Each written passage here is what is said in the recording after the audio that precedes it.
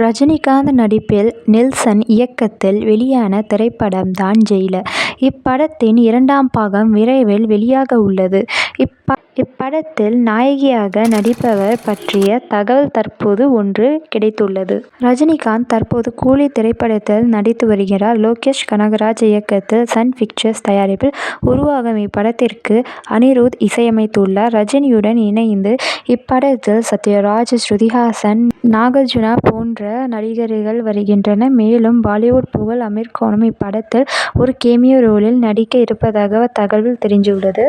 ஆனால் இது எந்த அளவிற்கு உண்மை என்பது தெரியவில்லை. முன்பெல்லாம் ரஜினி மல்டிஸ்டாரர் படங்களை தவிர்த்தே வந்தவர். மல்டிஸ்டாரர் படங்களில் சூப்பர் ஸ்டாருக்கு அந்த அளவுக்கு உடன்பாடும் ஏதும் இல்லை. ஆனால் தற்போது தொடர்ந்து மல்டிஸ்டாரர் படங்களில் நடித்து வரும் ஆர்வம் கொண்ட ரஜினி. அதற்கு மிக முக்கியமான காரணம் ஜெயிலர் படத்தை கூறலாம்.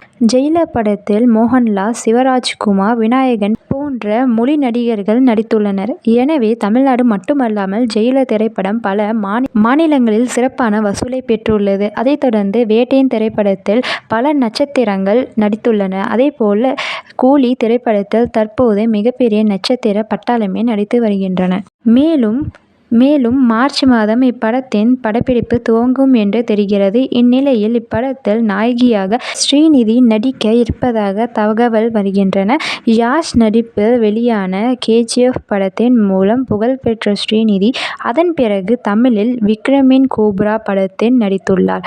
தற்போது ரஜினியுடன் ஜெயிலர் 2 படத்திலும் நடிக்க உள்ளதாக என தகவல் வந்துள்ளது. ஆனால் இது உண்மையா இல்லையா வதந்தியா என்பது தெரியவில்லை. மேலும் தமன்னாவும் ஜெயிலர் 2 படத்தில் நடிப்பார் என தெரிகிறது. தற்போது நெல்சன் தமன்னாவிடம் பேச்சுவார்த்தை நடத்தி வருவதாகவும் கூறப்படுகிறது. ஏற்கனவே ஜெயிலர் முதல் பாகத்தில் காவாலா என்ற பாடல் நடித்துள்ளார்.